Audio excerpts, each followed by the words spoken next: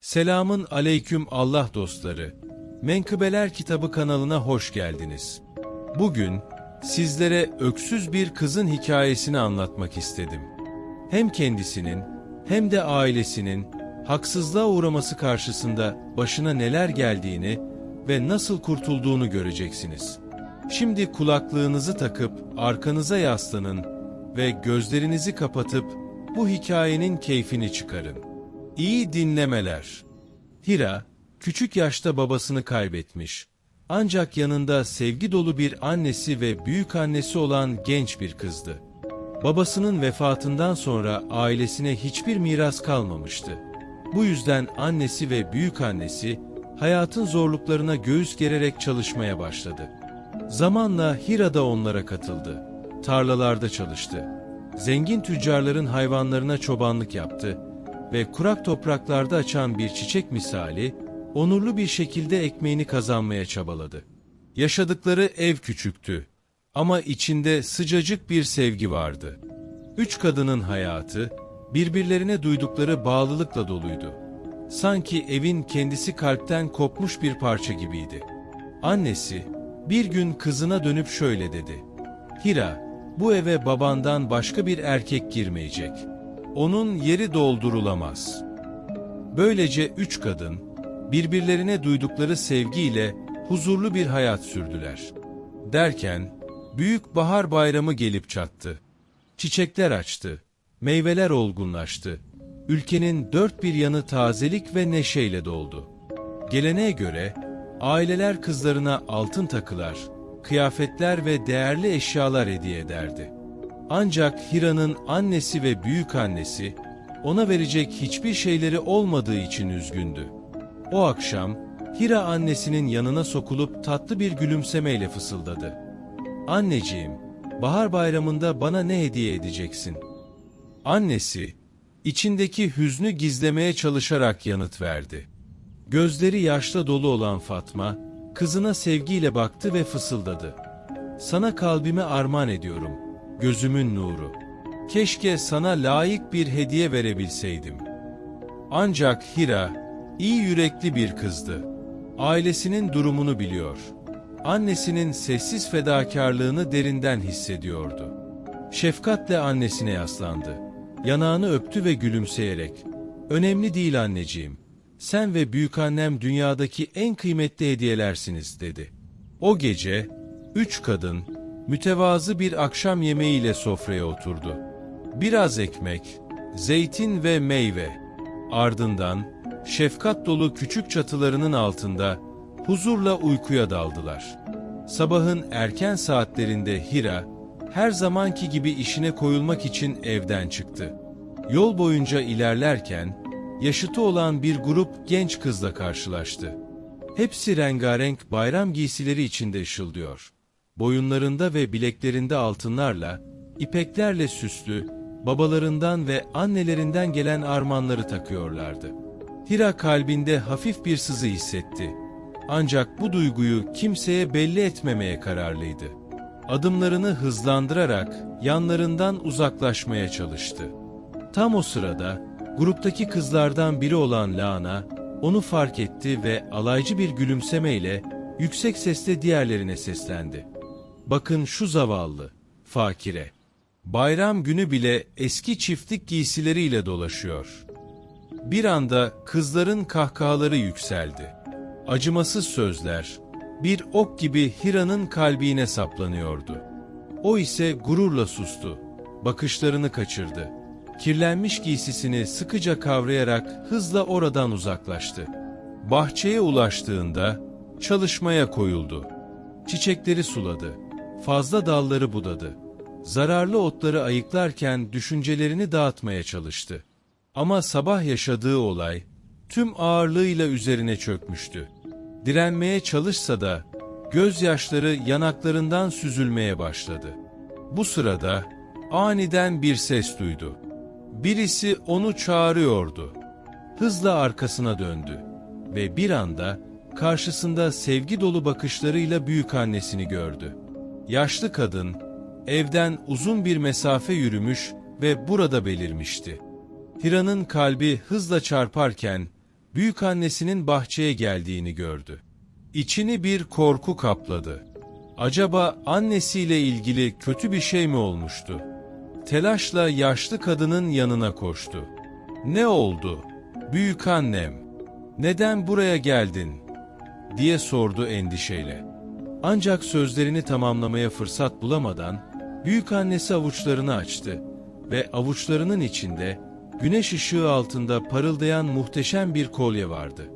Hira'nın gözleri büyüdü. Hayretle nefesi kesildi. Heyecanla "Allah'ım, ne kadar güzel!" diye haykırdı. Büyükannesi gülümseyerek, "Bu, basit cam boncuklardan yapıldı ama oldukça hoş görünüyor, değil mi?" dedi. Hira, kolyeyi nazikçe aldı. Hayranlıkla inceledi ve sevgiyle, "Bu, gerçek mücevherlerden bile daha değerli. Ne kadar muhteşem bir kolye!" diye fısıldadı. Ardından büyükannesine doğru koştu. Ona sıkıca sarıldı ve sıcak bir minnetle teşekkür etti. Nereden geldiğini sormadı. Çünkü kalbinde bunun, büyükannesinin sevgi dolu elleriyle örülmüş olduğunu çok iyi biliyordu. Cam ve boncuklardan oluşan basit bir kolye olabilirdi. Ama Hira için dünyadaki tüm mücevherlerden ve zenginliklerden daha kıymetliydi. O gece, 3 kadın akşam yemeğinde bir araya geldi. Masalarının üzerindeki yiyecekler mütevaziydi. Ancak sohbetleri sıcaktı. Sanki büyükannenin armağanı, beraberinde görünmez bir mutluluk getirmişti. Yaşlı kadın, kolyeyi nasıl hazırladığını, boncukları nereden bulduğunu ve geceler boyunca nasıl ilmek ilmek işlediğini anlattı. Hira, kolyenin tam ortasında duran büyük, ışıldayan taş hakkında meraklanarak sordu. Büyükannesi gülümseyerek, "Bunu, çalıştığım çiftlikte, terk edilmiş bir ahırda buldum. Belki orada çalışan bir hizmetçiye ait olabilirdi. Sorduğum herkes, kendisine ait olmadığını söyledi. Bu yüzden, onu saklayıp sahibinin ortaya çıkmasını bekledim. Ama görünen o ki, ona sahip çıkacak kimse yok." Annesi tatlı bir gülümsemeyle, "Ah, anneciğim, kimse eski boncuklardan yapılmış bir kolyenin peşine düşmez," dedi. Hira merakla büyükannesine döndü ve sordu. "Büyükannem, neden eski kolyeyi söktün?" Yaşlı kadın gülümseyerek, "Görünüşü berbattı ve onu yapanın iyi bir zevke sahip olmadığı belliydi," diye yanıtladı. Bunun üzerine annesi ve Hira kahkahalarla güldüler. Neşeyle sohbet ettiler ve o gece huzur içinde uykuya daldılar. Oysa Hira için bu küçük armağan, dünyanın en değerli hazinesiydi. Kolyenin cam boncuklardan yapıldığını biliyordu. Ama onun gözünde paha biçilmez bir kıymet kazandıran şey, büyükannesinin sevgisiydi. Özenle yumuşak bir kumaşa sararak kolyeyi, yastığının altına yerleştirdi. Zaman zaman çıkartıp hayranlıkla inceledi. İçinden ona bakıp mutlu oluyordu. Derken, bir gece, evdeki sessizlik çökmüşken garip bir şey fark etti. Kolyenin tam ortasındaki taş ışıldıyordu. Zayıf bir parıltı önce küçük bir noktaydı. Ardından odanın her köşesine yayıldı. Hira ürperdi. Hızla kolyeyi yastığının altına sakladı. Annesi ya da büyükannesinin uyanmasından korkuyordu. Ancak gözleri uykusuzluğa direnerek tavana dikildi. Aklında tek bir soru vardı. Basit bir cam parçası nasıl böylesine parlak bir ışık yayabiliyordu? Aynı gece, uzaklardaki büyük bir malikanede, gösterişli bahçelerle çevrili görkemli bir sarayda bambaşka bir hikaye yaşanıyordu. Burada krallığın en zengin ailelerinden biri yaşıyordu. Baba, krallığın önde gelen tüccarlarından biri, anne ise kralın kuzeni. Soylu, varlıklı, ihtişam dolu bir kadın. Çiftin 2 çocuğu vardı. Yakışıklı, zarif bir genç adam ve küçük kızları Sultan. Sultan, annesi tarafından şımartılmış, bir prenses gibi büyütülmüştü. Sevgi içinde yetişmesine rağmen, sabırsız, otoriter ve sert bir mizaca sahipti.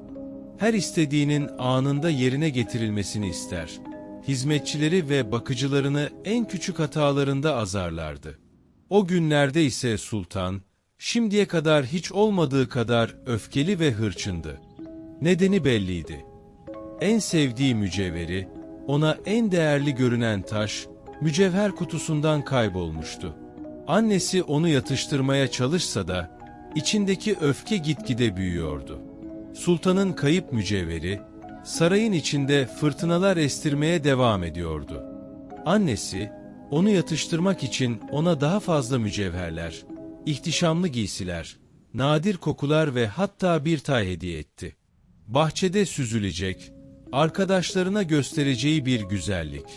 Ancak hiçbir şey onu sakinleştiremedi. O, yalnızca kaybolan değerli taşını istiyordu. Sabahları uyanır uyanmaz, yatağını, yastığını, odasını, sarayın her köşesini didik didik arıyordu. Çığlıkları ve öfkeli azarlamaları, hizmetlilerin korkuyla geri çekilmelerine neden oldu. Kimse onun odasının önünden geçmeye cesaret edemezdi.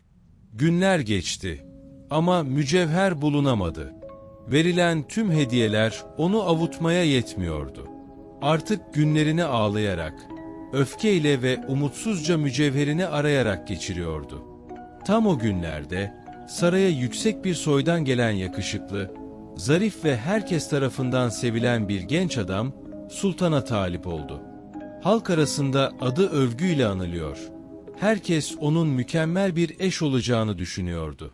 Sultan da içten içe ona hayranlık duyuyordu. Ancak bu hayranlığı bile kaybolan mücevherinin acısını hafifletemedi. Annesine dönerek sert bir sesle, "Anne, onunla evlenmeyi kabul ediyorum. Ama ancak mücevherim boynumda olursa," diye haykırdı. Babası ve annesi çaresizce arayışlarını hızlandırdılar. Endişeleri giderek büyüyor, şüpheler belirli bir kişiye yöneliyordu. Ahmet. Eskiden sarayda at bakıcılığı yapan bu adam, ansızın ortadan kaybolmuştu. Hiçbir iz bırakmadan, kimseye haber vermeden kaçmıştı. Bu beklenmedik kaçış, zengin ailede şüpheleri iyice alevlendirdi. Aynı akşam, Hira evine dönerken, tarlaların ve bahçelerin arasında zarif kıyafetler giymiş birkaç adamın yürüdüğünü gördü. İnsanlara şekerler ve ilanlar dağıtıyorlardı. İlanlarda ne yazdığını okumaya çalıştı. Bu, sultanın büyük düğün davetiyesiydi.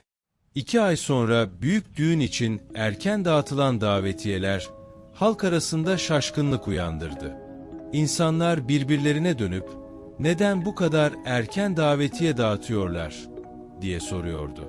Ancak kimse gerçekte ne olup bittiğini bilmiyordu. Çünkü bu zarif elbiseler giymiş elçiler, aslında düğünü duyurmak için değil, kayıp mücevheri çalan hırsızın izini sürmek için gönderilmiş gizli ajanlardı. Onca çabaya rağmen, hırsızın kimliği hakkında kesin bir bilgiye ulaşamadılar. Ancak sultanın bulunduğu saraydan çalınan, paha biçilmez mücevherin hikayesi hızla yayıldı. Bütün köyler ve kasabalar bu söylentiyle çalkalanıyordu. Zengin aile, mücevheri geri getiren kişiye büyük bir ödül vaat etmişti. Büyük arayış sürerken korkunç bir haber geldi. O sabah birkaç çoban, küçük bir tepe üzerinde yatan bir adamın cesedine rastladı. İlk başta onu tanıyamadılar. Ancak üzerinde taşıdığı eski kıyafetler, elindeki tahta asa ve birkaç kişisel eşya kim olduğunu açığa çıkardı. Ölen kişi, kayıp mücevherin baş şüphelisi Ahmet'ti. Cesedine bakılınca kısa süre önce hayatını kaybetmiş gibi görünüyordu. Fakat kimse yokluğunu fark etmemişti. Çobanlar eşyalarını didik didik ettiler. Yıpranmış giysileri, eski mektupları ve birkaç ufak şey buldular. Ancak değerli mücevher ortada yoktu. O gece, sultanın sarayında yine yankılanan öfkeli çığlıklar duyuldu. Sultan, bir kez daha mücevherinin geri getirilmesini istiyordu. Annesi öfkesini bastırmaya çalışarak, "Sevgili kızım, artık sen bir gelinsin, gece gündüz böyle bağırman hiç yakışık almıyor," dedi. Ancak sultan yüzünü sertçe çevirdi ve inatla "Mücevherim geri verilene kadar susmayacağım" diye haykırdı. Annesi, kızını yatıştırmak için sabırla yeniden anlatmaya başladı. Ahmet ölü bulundu, sultan. Kimse mücevheri nereye sakladığını bilmiyor. Onu ne yaptı? Kimse bilmiyor. Ama sultan, söz dinlemeye niyetli değildi. Tartışmaya devam etti. Sultan, inatçı bir öfkeyle annesinin sözlerini reddetti.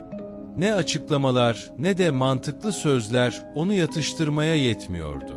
Annesi sonunda pes etti ve odadan ayrıldı. Tam o sırada sarayın kapısına yüzlerce insan akın etti. Hepsi yetkili birileriyle görüşmek istiyor.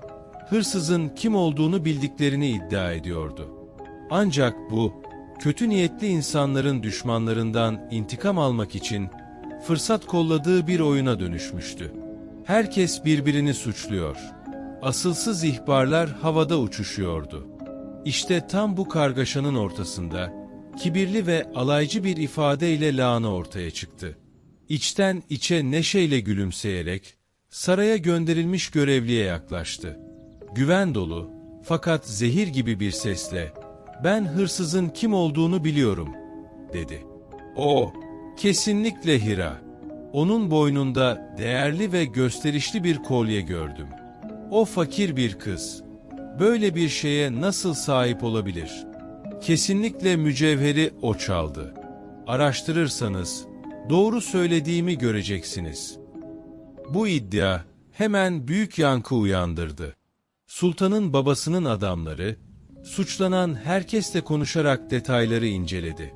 Ancak kimseyi suçlayacak bir kanıt bulunamadı. Derken, soğuk bir sabahın erken saatlerinde, adamlar küçük bir kulübeye yöneldiler. Henüz güneş doğmamıştı. Hiçbir uyarıda bulunmadan kapıyı sertçe açtılar. Annesi ve büyükannesi korkuyla uyandı. O sırada Hira, her zamanki gibi, sevgiyle kolyesini inceliyordu. Ancak adamlar, o kolyeye gözlerini dikince dehşetle dona kaldılar. Çünkü tam ortasındaki taş, basit bir cam parçası değildi. O, sultanın kayıp mücevheriydi. Hemen Hira'yı tutukladılar. Zavallı kız, gözyaşları içinde suçsuzluğunu anlatmaya çalıştı. Annesi ve büyükannesi yardım etmek için çırpınıyor. Onu bırakmaları için yalvarıyordu. Fakat muhafızlar onları geri itti.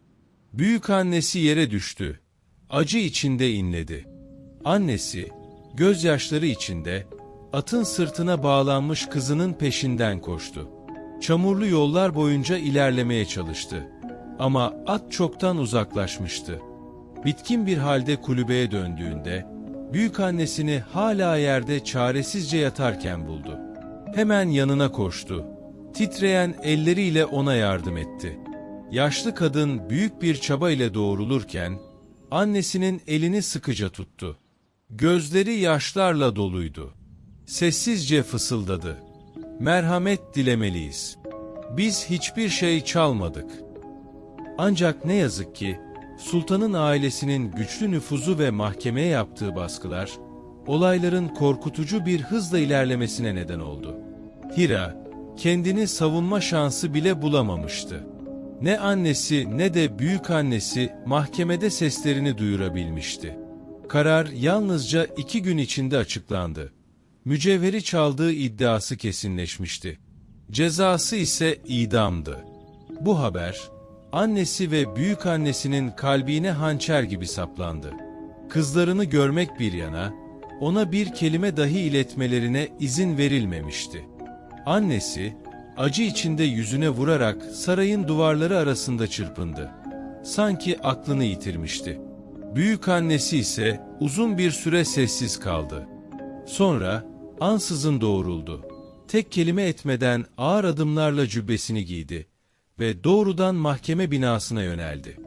Mahkeme salonuna vardığında, yargıç kararını resmen onaylamaya ve infaz tarihini belirlemeye hazırlanıyordu. Büyükanne içeri girmek istediğinde, muhafızlar onu durdurdu. "Neden buraya geldin?" diye sordular. Yaşlı kadın derin bir nefes alarak, "Yargıçla görüşmek istiyorum. Bulunan mücevher hakkında önemli bilgilerim var," dedi. İçeri girmesine izin verildiğinde, kürsünün önünde dimdik durdu. Yüzü solgun görünse de, gözlerindeki kararlılık sarsılmazdı. Sessiz ama güçlü bir sesle, "Sayın Yargıç," diye başladı. "Benim adım Zehra. Köyün dışında, mütevazı bir kulübede yaşarım. Evlerde hizmetçilik yaparım. Ve bugün burada, huzurunuzda yemin ediyorum. O genç kız, Hira, hırsız değildir. Çünkü gerçek hırsız benim." Bu sırada, Hira hapishanenin karanlık köşelerinde 2 gün boyunca mahsur kalmıştı. Güneşi görememiş, sadece demir kapıların gıcırtısını işitmişti. Dış dünyada neler olup bittiğini bilmiyordu. Derken, 3. sabahın ilk saatlerinde hücresine biri yaklaştı. Sonunda hücresine gelen gardiyanlar, Hira'nın hayatını sonsuza dek değiştirecek haberi taşıyorlardı. Kızın yüreğini paramparça eden o kelimeler soğuk bir sesle yankılandı. "Mücevheri çaldığın için idam edileceksin." Hira'nın iç dünyası bir anda çöktü. Çığlık atamadı. Gözyaşları dökemedi. Sadece olduğu yere yığıldı. Boşluğa dalıp gözlerini saatlerce bir noktaya dikti. Görmüyor, duymuyor, hissetmiyordu. Zaman durdu.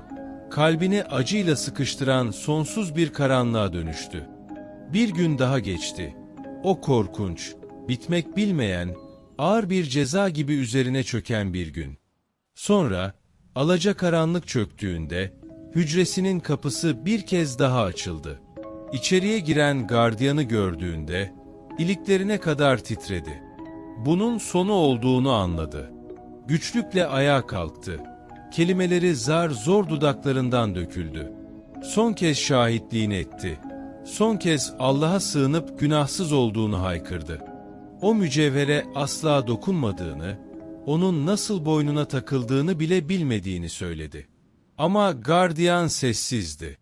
Donuk bir ifadeyle onu öne doğru sürdü. Sonsuz gibi gelen adımlar atıldı. Hapishanenin büyük kapısına geldiklerinde, gardiyan aniden durdu. Derin bir nefes aldı. Sonra sert bir sesle bileklerindeki kelepçeleri çözdü. "Git," dedi. "Artık özgürsün." Hakkında beraat kararı çıktı. Hira olduğu yere çakıldı. Kulaklarına inanamıyordu. Bunun bir alay mı, yoksa başka bir oyun mu olduğunu düşündü. Ama gardiyan tekrar etti. "Her şey bitti. Çık." Bir an sessizlik, ardından bir çığlık. Hafif, kırık ama yaşam dolu bir çığlık. O an Hira, ölümün pençesinden dönen biri gibi fırladı. Koştu, yolları, tarlaları, dar sokakları geçti. Saçları rüzgarda dağıldı. Kalbi hiç olmadığı kadar hızlı attı. Tek düşündüğü şey eve dönmekti. Küçük, sıcak yuvasına, annesinin ve büyükannesinin sevgisine. Sonunda kulübeye ulaştı. Kapıyı açtı ve nefesi kesilmiş halde içeri atıldı. "Anne, büyükannem, neredesiniz?" diye bağırdı. Ama içerisi sessizdi. Hira içeri girdiğinde, yalnızca annesini şöminenin yanında otururken buldu. Gözyaşları içinde ona doğru koştu. Kollarına atıldı ve uzun süre boyunca birlikte ağladılar. O kara günlerin acısını gözyaşlarıyla yıkarken, Hira titreyen sesiyle sordu. "Anne, büyükannem nerede?" Ancak annesinden gelen tek yanıt, hıçkırıklar ve derin bir feryat oldu. Hira ne olduğunu anlayamıyordu. Neden büyükannesi evde değildi? Gözleri alışkın olduğu köşe boyunca dolaştı. Büyükannesinin her zaman oturduğu yer bomboştu. Kalbindeki korku büyüdü. Göğsünü acıtan sorular birbirini takip etti. Ancak cevaplarını almaktan ürküyordu. Aynı saatlerde, büyük meydanda yükselen bir platform hazırlanmıştı. Karar çoktan verilmiş, dar ağacı dimdik yükselmişti. Kalın, kara bir ip, sütun gibi yükselen ahşap direğin ucunda sallanıyordu. Sanki avını bekleyen bir yılan gibi. Yargıç, yüksek bir kürsüde oturuyordu. Etrafında duran muhafızlar, sahneyi ciddiyetle gözlemliyordu. Yüzlerce insan meydanda toplanmıştı. Onlara söylenen şey açıktı. Sultanın mücevherini çalan hırsızın cezası infaz edilecekti. Krallığın dört bir yanında, suçun ve cezanın adaleti sağladığı konuşuluyordu. Ancak halkın arasında dolaşan bir şaşkınlık dalgası yükseldi. Çünkü idam edilmek üzere meydana getirilen kişi, genç bir kız değil, yaşlı bir kadındı. Şefkatli, güçsüz elleri titreyen, bedeni zayıflıktan sallanan büyükanne, sessiz adımlarla platforma doğru ilerliyordu. İnsanlar birbirine fısıldadı. Bu yaşlı kadın nasıl olur da saraya girip mücevher çalmış olabilir, diye sorguladılar. Fakat kimse bu sorunun peşine düşmedi. Gerçek artık açıktı. Bu idamın tek amacı, güçlü ve nüfuzlu genç kız sultanı memnun etmekti. Hira masum bulunmuştu. Ancak büyükannesi onun yerine suçlanmıştı. Dahası, sultan düğününü hızlandırmaya karar vermişti. Mücevherini geri almış, kalbi huzurla dolmuştu. Ancak merhametten yoksun genç kız, düğününü büyükannenin infazıyla aynı gün gerçekleştirmeye karar verdi. Sanki intikamın ve hırsın doruk noktasını yaşamak istermiş gibi. Büyükannenin adımları ağırdı. Bitkin bedeni titriyordu. Platforma yaklaşırken neredeyse düşecek gibi oldu. Ancak tam o sırada meydanın diğer ucunda bir figür hızla belirdi. Hira, toz ve ter içinde kalmıştı. Kıyafetleri hırpalanmış, gözlerinde çaresizlik ve azim vardı. Annesi peşinden koşarak onu durdurmaya çalışsa da Hira çoktan fırlamıştı. Büyükannesini yıpranmış giysiler içinde, solgun yüzüyle gördüğünde içindeki korku patladı. Tüm gücüyle bağırdı. "Sayın Yargıç, büyükannem masum. O benim için kendini feda ediyor. Hırsız benim. Suçlu benim." Hemen askerler onu durdurmaya çalıştı. Ancak ellerinden sıyrıldı. Dizlerinin üzerine çökerek yargıcın önüne düştü. Tam o anda büyükannesi titreyen sesiyle karşılık verdi. "Hayır, ona inanmayın. Mücevheri ben çaldım. Torunum masum." Gözler, meydanda yankılanan bu sözler arasında şaşkınlıkla dolaştı. Yargıç, yardımcıları, cellat ve kalabalık tereddütle birbirine baktı. Kimi dinlemeliydiler? Her iki kadın da suçu üstleniyor. Birbirini korumak için kendini feda ediyordu. Sessizlik çöktü. İnsanların mırıldanışları giderek yükseldi. Yargıç tereddütle yüzünü kaldırdı. Sonra aniden ayağa kalkarak eliyle işaret etti. "İnfazı derhal durdurun." Herkesin yüreğine bir anlık rahatlama yayıldı. Birkaç saniye sonra yargıç ekledi. "Bu davada büyük bir hata yapıldı. Araştırma yeterince yürütülmedi. Dava yeniden değerlendirilecek." Hira ve annesi büyük bir nefes aldılar. Büyükannenin gözlerinden süzülen sessiz gözyaşları, yeniden hayata dönen bir ruhun izleriydi. Ancak bilinmezlik hala sürüyordu. Mücevherin sırrı henüz çözülmemişti. Olayların arkasındaki gerçekler hala gizemini koruyordu. O esnada, umutsuz ve perişan haldeki anne, sarayın kapılarına koştu. Kalbinin derinliklerinde tek bir dilek vardı. Genç kız sultanın merhametine sığınmak.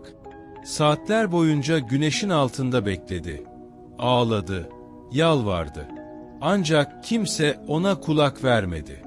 Sonunda muhafızlar onun feryatlarından bıkmış olacak ki onu içeri almak zorunda kaldılar. Ama sadece sesini kısmak için. Anne sarayın bahçesine doğru hızla koştu. Elbisesine takılıp tökezledi. Gözyaşları içinde ilerledi. Ve nihayet gözlerinin önüne genç kızın silüeti düştü.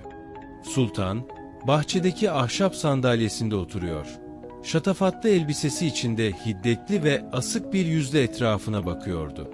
Önüne düşen zavallı kadın, yorgun elleriyle sultanın ellerine sarıldı. Onları gözyaşlarıyla ıslattı.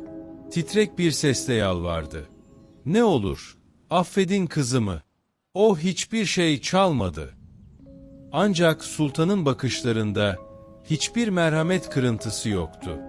Donuk gözlerle kadına baktı ve sert bir sesle, "Kızın bir hırsız. Ölümü hak ediyor," diye karşılık verdi. Kadın, kendini kaybederek daha büyük bir çaresizlikle yalvardı. Ne kadar alçaldığını umursamadan. Ama sultanın sabrı taşmıştı.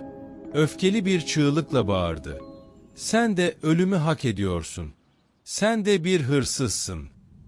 Zavallı kadın, genç kızın karşısında yere yığıldı. Gözyaşları, taşlara dökülen yağmur gibi kesintisiz akıyordu. Hıçkırıklarının arasından zar zor fısıldadı. "Eğer böyle düşünüyorsan, o halde beni asın. Ama kızımı serbest bırakın.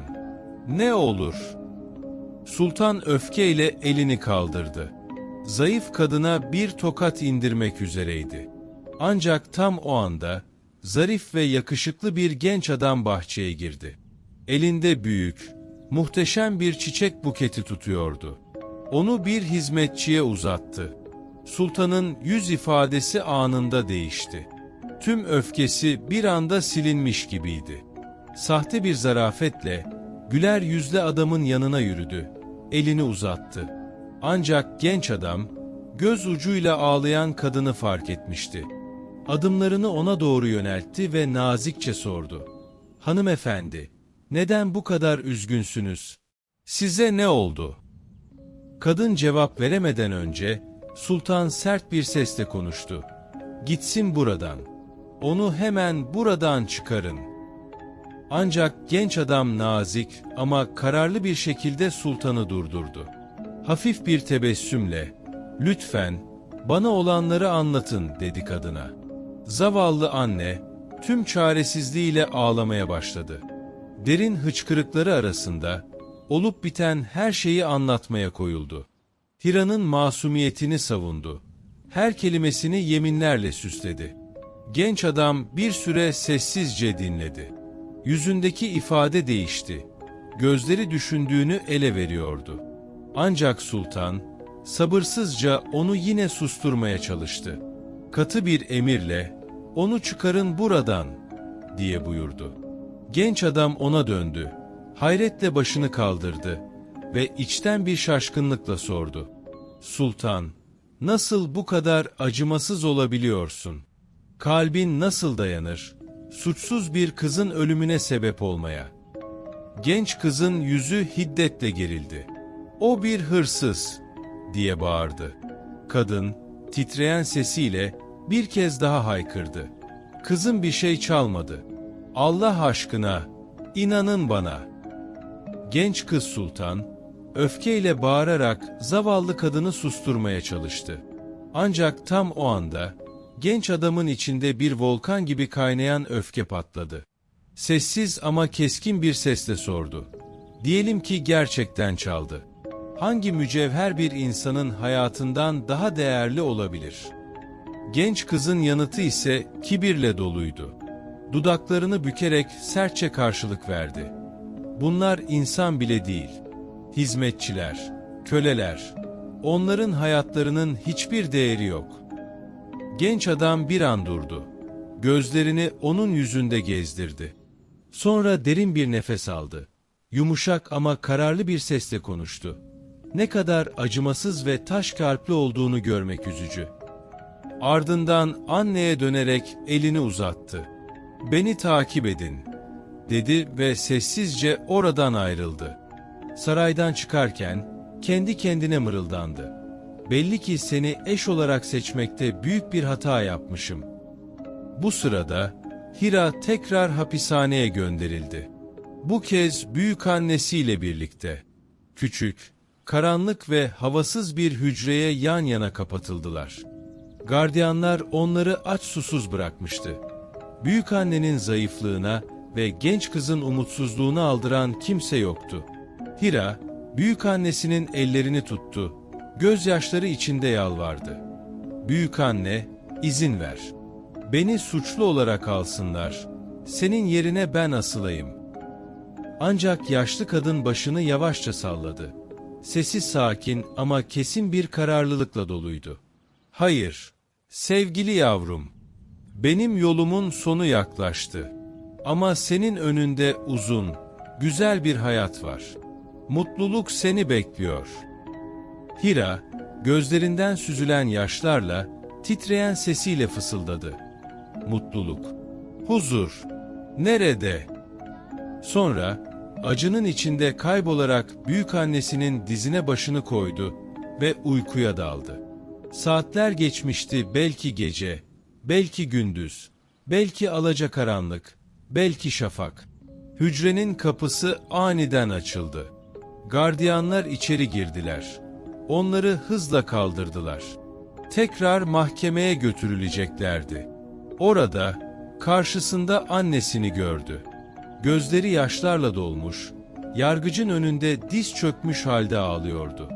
"Ne olur, beni alın," diye yalvarıyordu. "Kızımı ve annemi serbest bırakın. Hayatımı onlara feda ediyorum." Hira annesini gördüğü anda ona doğru koştu. Tüm gücüyle ona sarıldı. Büyükannesi de birkaç saniye sonra onlara katıldı. 3 kadın, birbirlerine sıkıca sarılmış halde ağlıyorlardı. Sessizlik içinde yankılanan, yürek burkan bir ağıt gibi.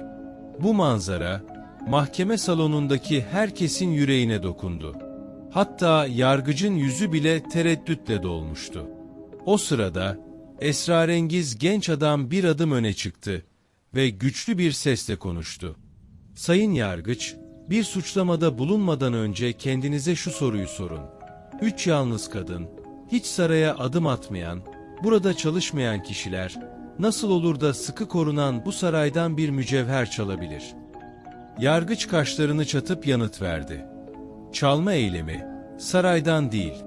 Bu mücevher, onu ilk çalan hırsızdan, yani Ahmet'ten alındı. Ancak sanık, onu teslim etmek yerine sakladı." Büyükannenin gözleri şaşkınlıkla açıldı. "Ahmet," diye fısıldadı. "O kim?" Yargıç sert bir bakışla ona döndü. "Cahil numarası yapma." Büyükanne derin bir nefes aldı. Gözlerinde masumiyetle, "Allah şahidim olsun, ben böyle bir adamı hiç tanımadım," diye yemin etti. Genç adam bir adım daha attı ve nazikçe sordu. "Lütfen bize anlatın. Mücevheri nerede buldunuz?" Yaşlı kadın hüzünle iç geçirdi. Sonra hikayesini anlatmaya başladı.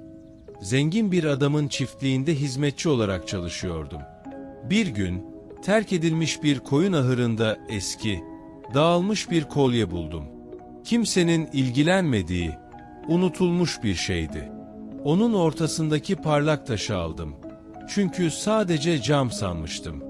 Kalan boncukları attım. Ama o küçük, parlayan parçayı torunuma hediye olarak bir başka kolyeye yerleştirdim. Bir bahar hediyesi olarak ona verdim. Hepsi bu." Mahkeme salonu sessizleşti. Sonra yargıcın sesi yükseldi. Salonun dört bir yanına çarparak yankılandı. "Bu, sıradan bir cam parçası değil. Bu, servet değerinde bir mücevher." Büyükannenin gözleri yaşardı. Başını eğerek titrek bir sesle fısıldadı. "Allah şahidim olsun, onun değerini bilmiyordum. Onu kıymetsiz bir taş sanmıştım." Saatler süren sorgulamalar ve ağır bir soruşturma sonunda, genç adam sultanın nişanlısı, kendinden emin bir şekilde ayağa kalktı. Gözlerini yargıç ve kalabalığa dikerek, sert ama duygusal bir sesle konuştu. "Sayın Yargıç, bu aile suçlu değil. Onlar, ellerindeki şeyin kıymetini bile bilmiyorlar." Bir an duraksadı, ardından kesin bir ifadeyle ekledi. "Bu bir suç değil. Bu, kaderin zalim bir oyunu. Masum insanlar, bir yanlış anlaşılmanın kurbanı oldular." Gerçek nihayet ortaya çıkmıştı. Genç adam güçlü bir sesle konuştu. "Sayın Yargıç, Asıl hırsız, mücevheri ilk çalan kişiydi. Onu değersiz boncukların arasına sakladı. Böylece kimse gerçek değerini fark edemezdi. Mücevheri terk edilmiş bir ahıra gizledi. Daha sonra geri gelip onu almayı planlıyordu. Ancak kader buna izin vermedi. Hayatı, planını tamamlamasına fırsat vermeden sona erdi. Yargıç, başını yavaşça sallayarak doğruladı. Görünüşe göre, gerçekten böyle olmuş olabilir.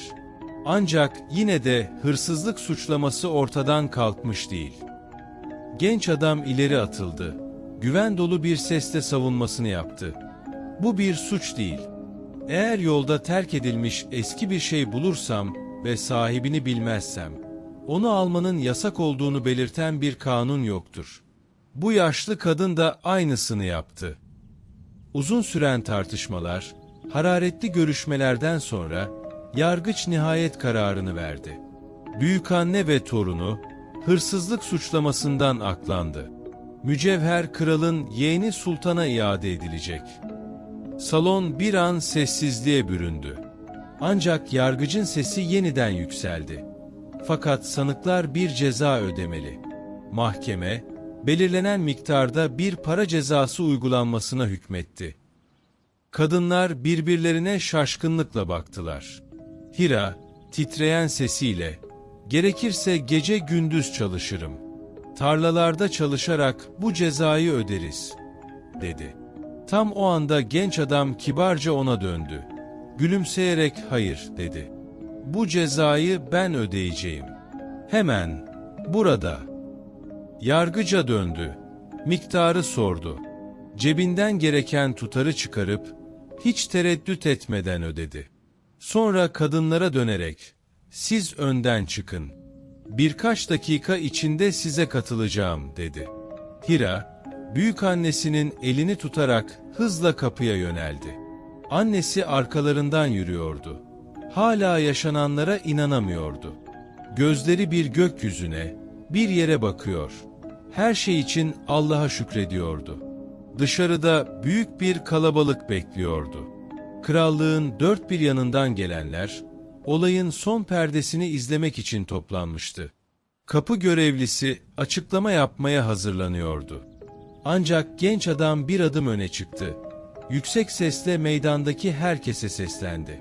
"Ey insanlar! Bu kız ve bu yaşlı kadın tamamen masumdur. Nişanlım Sultan, onları haksız ve zalimce suçladı. Onlar onurlu, dürüst bir aile." Büyükanne, gözleri dolu dolu, genç adamın elini öpmek istedi. Ona duyduğu minnettarlık, kelimelerle tarif edilemezdi. Genç adam, yaşlı kadının ellerini nazikçe geri çekti. Utangaç bir ifadeyle başını eğdi. "Lütfen yapmayın, büyükannem," dedi sessizce. Ardından Hira'ya döndü. İçten bir sesle konuştu. Sultanın öfkesi, mücevherini kaybetmesinden kaynaklanıyordu. "Ama iyi ki senin ve büyükannenin hikayesini öğrendim. Şükrediyorum ki o kibirli, merhametten yoksun kızla evlenmeden önce gerçeği görebildim." Hira gözlerini ona kaldırdı. Şaşkınlık içinde kaldı. Bu genç adam, sultanın nişanlısıydı. Ancak onun gözlerinde satın alınamayacak bir ışık ve satılamayacak bir adalet vardı. İlk defa, hayatın bütün acımasızlığına rağmen, hala adaletin var olabileceğini hissetti. Ve daha da tuhaf olanı, adaletin ona en yakın olan, onu ezen insanların arasından çıkmasıydı. "Allah'ın mucizeleri," diye düşündü içinden. Hira, büyükannesinin elini tuttu. Annesi arkalarından yürüyordu. Ruhları hem hafifliyor, hem de şaşkınlıkla ağırlaşıyordu. Kurtuluşun ağırlığı, kaderin beklenmedik doğruluğu, Allah'ın merhametinin hiç tanımadıkları bir adamın kalbinde hayat bulması. Tam çıkarken Hira bir an durdu. Genç adama döndü ve berrak bir sesle konuştu. "Bize yaptıklarını asla unutmayacağım. Sana ne kadar teşekkür etsem de az, Allah senden razı olsun." Genç adam başını hafifçe eğdi. mahcup bir gülümsemeyle sessiz kaldı. Sanki kelimeler yetersizdi. Gözleri, uzaklaşan 3 kadının silüetinde kayboldu. Sanki bir rüyanın son anlarını izliyordu. İçinden Hira'ya bakarak fısıldadı. Ne güzel bir kız. Sabah esintisi gibi nazik, gökyüzündeki dolunay gibi parlak. Sonra aklına Sultan düştü. Güzeldi ama kibrinden beslenen soğuk bir ifade, acımasız sözleri ve taşlaşmış kalbi. Derin bir nefes aldı. İçinde bir sıkıntı kabardı. Allah korusun diye mırıldandı. Onunla evlenmek, cehennemin kapılarını açmak olur. Daha fazla düşünmeden atına bindi ve gözlerini ileriye çevirdi. Selim, kararını kesinleştirmişti. Ailesine dönecek, onlara açıkça söyleyecekti. Sultan ile bir evlilik olmayacaktı. İçinde huzur dolu bir düşünce belirdi. Belki de kader ona, Hira gibi zarif, nazik ve kalbi temiz birini nasip edecekti. Atının üstünde ilerlerken, güneş batıyordu. Altın renkli ışıklar gökyüzünü kızılla boyarken, içinde beklenmedik bir sıcaklık hissetti. Hiçbir mantıklı açıklaması yoktu. Ama kalbinin derinliklerinde garip bir huzur ve sevinç kıpırdanıyordu. Çevresindekiler, yüzündeki parıltıyı fark edip meraklandılar. Bu mutluluğun sırrı neydi? Ama Selim, kimseye söylemedi. Çünkü büyük hayaller dile getirilmezdi. Ta ki gerçeğe dönüşene kadar. O sırada, köyün kenarındaki küçük kulübede, Hira büyükannesinin şefkatli elleriyle saçları okşanırken, annesi basit bir akşam yemeği hazırlıyordu. Sesleri hafif kahkahalarla doluydu. Sanki yaşanan zulüm hiç olmamış gibi. Hayat, sonunda onları huzurla kucaklamaya karar vermişti. Aradan haftalar geçti. Ve bu süre içinde her şey değişti. Şövalye ruhlu genç adam, halkın Selim bin Nasır olarak bildiği soylu genç o akşam ailesinin karşısına çıktı. Gözlerinde kararlılık vardı. Bundan dönüş yoktu. Salonun ortasında durdu ve net bir sesle konuştu. Sultan ile evlenmeyeceğim. Babası, şaşkınlıkla kaşlarını kaldırdı. Ama sen onun peşinden yıllarca koştun. Selim derin bir nefes aldı. Sakin ama keskin bir ifadeyle yanıtladı. Ben yalnızca güzelliği görüyordum. Ama sonra kalbini gördüm. Sözlerini duydum. Ve anladım ki güzellik tek başına bir yuva kuramaz. Bir an sustu. Sonra sesi alçaldı ama içinde bir ışık taşıyordu.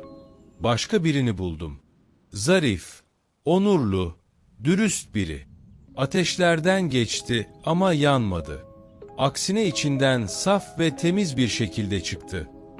Annesi, oğluna uzun uzun baktı.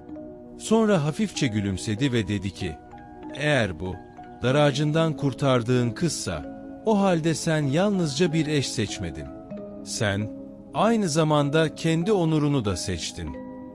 Uzun bir sohbetin ardından, anne ve baba nihayet kabul ettiler.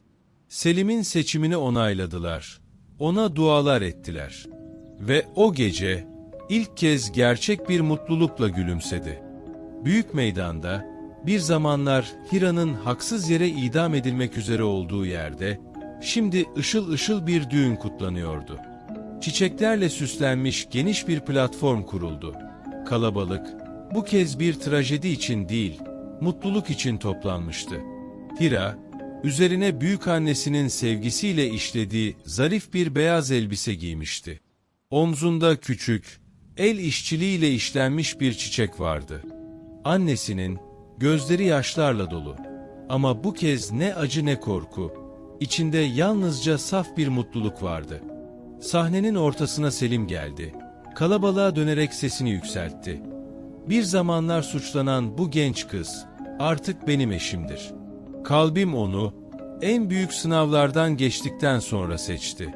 Çünkü kim zulmün içinden tertemiz çıkıyorsa, o ışığı hak eder. İnsanlar alkışlarla coştu. Eller birleşti. Fenerler havaya yükseldi. Ancak sarayın taş duvarları içinde sultan aynasındaki yansımaya nefretle bakıyordu. Yemek masasının başında oturuyor. Kaşığını kaldırmaya bile mecali yoktu. Daha önce zevkle gülümsediği her şey şimdi ona acı veriyordu. Duyduğu haberle öfkeden çıldırdı. Nasıl yapabilir bunu? Nasıl terk eder beni bir hırsızın hatırına? Kristal kadehini fırlattı. Odada yankılanan bir çığlık kopardı. Ancak kimse cevap vermedi. Çünkü herkes biliyordu. Selim onu, kalbindeki en değerli şeyi kaybettiği için terk etmişti. Merhamet. O gece, sultan hiç uyuyamadı. Öfkesi içinde kayboldu. Ancak hiç kimse onun acısını umursamadı. Çünkü kimse, acımasız birini teselli etmeye gönüllü değildi. Aylar geçti. Hira, köyün dışında, güzel bir evde yaşıyordu. Bahçesinde sevgiyle diktiği ağacı sularken, dudaklarında huzurlu bir tebessüm vardı. Hayat, küllerin arasından filizleniyordu. Kollarında minik kızı vardı. Zehra adını vermişti. Büyükannesinin ismini taşıyordu. Ve gözlerinde yeni bir umut ışıldıyordu. Bir akşam, artık kutlamalar sona erdiğinde, Selim sessizce içeri girdi. Elinde küçük, ahşap bir kutu vardı. Selim, kutuyu açtığında, Hira'nın gözleri hayretle büyüdü. İçinde, tüm krallığı sarsan o ünlü mücevher vardı. Yeniden eski kolyesinin ortasında, sade boncuklarla çevrili halde. Hira'nın sesi titredi. Allah'ım, bu nasıl mümkün olabilir? Selim huzurlu bir tebessümle, Sultan, seninle evlendiğimi duyunca öfkeyle kıvranmaya başladı. Bir zamanlar kendisinden aşağı gördüğü bir kızın benim eşim olmasını kaldıramadı. Hırsına yenik düştü ve mücevheri satmaya karar verdi. Bunu duyar duymaz, onu senin için satın aldım. Büyükannene verdim, eski yerine yerleştirmesi için. Ama bunu sana söylememesini rica ettim ki bir sürpriz olsun diye. Hira'nın yüzüne önce şaşkınlık, sonra yoğun bir duygu seli yayıldı. Gözlerinden sessiz yaşlar süzüldü. Şükran, mutluluk, sevgi. Bunun için çok para ödedin, değil mi? Diye fısıldadı. Selim, nazikçe onun ellerini avuçlarının arasına aldı. Gözlerinin içine derin bir bakışla baktı. Sen benim eşimsin. İnan bana, şu dünyada senden daha değerli hiçbir şey yok. Böylece mücevher eski yerine döndü. Ama artık ona yüklenen gerçek anlam değişmişti. Onu değerli kılan, fiyatı değil, taşıyan kişinin saf ve temiz kalbiydi. Hira, zulüm gören bir kız olarak başlamıştı. Ama sonunda, gerçek serveti bulmuştu. Satılamayan, satın alınamayan, yalnızca hak edenin kazandığı bir şey, sevgi.